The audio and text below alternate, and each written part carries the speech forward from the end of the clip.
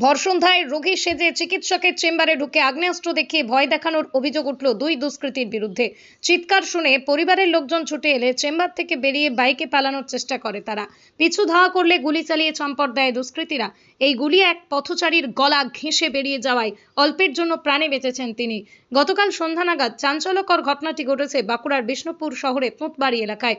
স্থানীয় সূত্রে জানা গেছে, বিষ্ণুপুর শহরের 16 নম্বর ওয়ার্ডের তুঁতবাড়ি মেলার মাঠ সংলগ্ন এলাকায় নিজের বাড়িতেই দীর্ঘদিন ধরেই হোমিওপ্যাথি চেম্বার চালান চিকিৎসক চন্দ্রশেখর দাস। অন্যান্য দিনের মতো গতকাল সোমবার সন্ধ্যাতেও তিনি রোগী দেখছিলেন। সেই সময় রোগী সেজে দুই ব্যক্তি চেম্বারে ঢোকে। তারা নাকি প্রথমে অসংলগ্ন কথাবার্তার পর দুজনেই নিজেদেরকে পুলিশ পরিচয় দিয়ে ওই চিকিৎসককে ড্রাগ পাচারের অভিযোগে গ্রেপ্তারের ভয় দেখাতে শুরু করে। চিকিৎসকের ছেলে চিরঞ্জিত দাস পরিচয়পত্র দেখতে চাইলে পরিস্থিতি আরো উত্তপ্ত হয়ে ওঠে। সেই সময় এক দুষ্কৃতী রাসায়নিক মেশানো রুমাল চিকিৎসকের নাকে চেপে ধরলে তিনি চেয়ার থেকে পড়ে যান। এরপরই অপরজন আগ্নেয়াস্ত্র বের করে চিরঞ্জিতের মাথায় ঠেকিয়ে হুমকি দিতে থাকে। চিরঞ্জিত চিৎকার শুরু করলে পরিবারের লোকজন ছুটে আসেন। পরিবারের পাল্টা প্রতিরোধে দুষ্কৃতীরা চেম্বার থেকে বেরিয়ে পালানোর চেষ্টা করে। পরিবারের লোকজন তাদের পিছু ধাওয়া করলে বাইকে পালানোর সময় এক রাউন্ড গুলি চালায় ওই দুষ্কৃতীরা। সেই গুলি এক পথচারীর গলা ঘেঁষে বেরিয়ে যায়। প্রত্যক্ষদর্শীদের দাবি, চেম্বারে দুজন ঢুকলেও বাইরে আরো 4 জন ছিল। মোট 6 জন দুটি বাইকে চেপে পালিয়ে যায় বলে অভিযোগ। খবর পেয়ে ঘটনাস্থলে পৌঁছে তদন্ত শুরু করেছে বিষ্ণুপুর থানার পুলিশ। দুষ্কৃতীদের সন্ধানে তল্লাশি চলছে। দুটো গাড়ি এসে এখানে দাঁড়ালো, অনেকক্ষণ দাঁড়িয়ে আছে গাড়িটা। মোটরসাইকেল না কি সাইকেল ভগবান জানে, সামনে দাঁড়ালো। এবার দুটো মোটরসাইকেল কজন কে দেখতে গেছে? ঘরের মধ্যে টিভি দেখছি, এখানে দরজাটা খুলে রেখেছি। ঘরের মধ্যে আপনার আমরা টিভি দেখছি দুজন মিলে, চন্দর আমি, ওরা রুটি করছে, চতন ভিতরে বড় রুমে আছে। যেমন তখন তোমার পেশেন্ট এসে দেখো চন্দর বলছে কই, আমার তখন গাড়ি দাঁড়ালো, তো গেটটা খুলে এক্ষুনি ডাক্তার ডাক্তার বলে এক্ষুনি আসবে। দেবো দেখছি কিছুক্ষণ পরেই দুজন এলো, চন্দর এখন দুজন এসছে। আমরা বসুন, চন্দ্র বললো বসতে, আমি বললাম চন্দ্র যেমন পরে চন্দ্র এলো, লেখালেখি করতে হবে, দেখছি ডাক্তার দোকান বুঝিস না, আর ওনার পার্সোনাল ব্যাপার থাকে। চেম্বার করে না, এটাই চেম্বার করে। প্যারালাইসিস, লিখতেও পারে না ঠিক মতো। এখন ভিটু ভিটু করে ডাকছে, তোতনকে ডাকছে, যা তো বাবা ডাকছে লেখালেখির জন্য, যা গেছে। এসে এসে তোতন যেহেতু এসে, তারপরে তোতন ব্যাপারটা বলতে পারে, ভিতরের ব্যাপারটা তোতন বলতে পারে। তারপর কি হলো? আর তারপরে যখন এদিকে ঝামেলা করছে, ওই চন্দ্রকে নাকি মাস্ক দিয়ে গ্যাস পাপড়ের মধ্যে কিছু কিছু লাগিয়ে দিয়েছিল মুখে। তারপর দৌড় এসে আমার চিৎকার করছে, মামা দৌড়ে, মামা ওই আমি বোনটা দৌড়ে এসেছি। তখন বলছি দুজনের মাথায় এখানে এখানে ঘাড়ে চেম্বার ঠেকে রেখেছে বন্ধু। হ্যাঁ, চেম্বার ঠেকে রেখেছে। হ্যাঁ, চেম্বার ঠেকেছে। যেমন দাঁড়াতো বেটা, যাতে ওই জলের বোতল ছিল, অ্যাসিড দাঁড়া, অ্যাসিড আমার ছোয়াটা কান কিনছে বলতে গুড় করে দৌড়াচ্ছে সবাই। অ্যাসিডের ভয়, অ্যাসিডের ভয়। আপনার অ্যাসিডে কাজ করে। হ্যাঁ, ওইটা অ্যাসিডের জলের বোতল থেকে অ্যাসিডের কোথায় ফেলে চলে গেছে। কি ফেলেছে বাবা, পরে পানের ভয়ে দৌড়াচ্ছে। তো আমরাও পিছন পিছন দৌড়াচ্ছি দুই মিলে, মামাগ্নে দৌড়ে দৌড়ে গেলাম। কোথায় ছিল গেলাম, চোর দুনিয়া। তারপর আর সব লোকজন জড়ো হলো, ওইখানে মুখের দিকে চলে গেছে। আর দেখতে পেলাম কি ওইখানে ফায়ারিং করেছে। এবার বলা মুশকিল, একটি এইরকম ঘটনা কোনোদিন দেখি জীবনে আমি এতদিন আসছি, 32 বছর আসছি, কোনোদিন দেখি উদ্দেশ্য না। এবারে কি উদ্দেশ্য কি বলবো?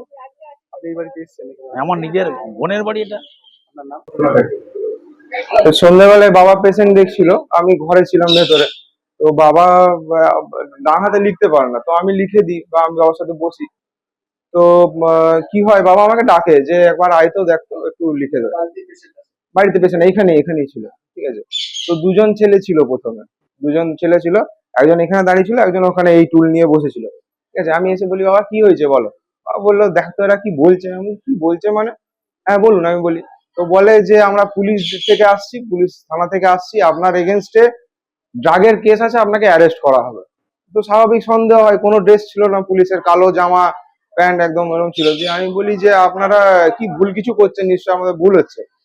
তো ইভেনচুয়ালি আমি জিজ্ঞেস করি যে এটা নিশ্চয়ই কোনো স্ক্যাম, আপনার আইডি কার্ডটা দেখান। তো যেই বলেছি, অমনি কি করে পকেট থেকে একটা কি বার করে রুমালের মতো, তাতে কেমিক্যাল ছিল, বাবাকে নাকে চেপে ধরে। তো বাবা ওখানে পড়ে যায় চেয়ার থেকে। আমি বলি, এই তোরা কি করছিস রে বলে বাবাকে তুলতে যায়। তখন এই সাইডে যে ছেলেটা ছিল, ও আমার কলার ধরে আমার কানে বন্দুক ঠেকায়। কানে বন্দুক ঠেকিয়ে আমি তখন তো হতভম্ব, আমি খুব চেঁচাই, প্রচন্ড চেঁচাই যে কি কোথায় আছো, বাঁচাও, আমাদের ঘরে ডাকাত পড়েছে। যেমন ভয় পেলে মানুষ যা করে, তো তা করতে মা ছিল রান্নাঘরে, আর মিসেস ছিল, মামা ছিল, তারা সবাই দৌড়ে এখানে ছুটে আসে। তো ওরা হয়তো ভয় পেয়ে যায় বা কিছু হয়তো ঘাবড়ে যায়, তা করতে হ্যাঁ যাই হোক জানি না কি বটে। তো ওরা খুব ভয় পেয়ে দৌড় দেয়, এদিকে দৌড় দেয়, ঠিক আছে। আমি কোনো মতে বাবাকে তুলি, বাবাকে তোলার পরে আমি ওদের পিছু পিছু ছুট দিই, এই তোরা কেড়ে দাঁড়াতো এখানে করে ছুট দিই। আর সবাইকে চেঁচিয়ে দাঁড়ায়, ডাকাত বেরিয়েছি করে এসো এসো করে চেঁচায়।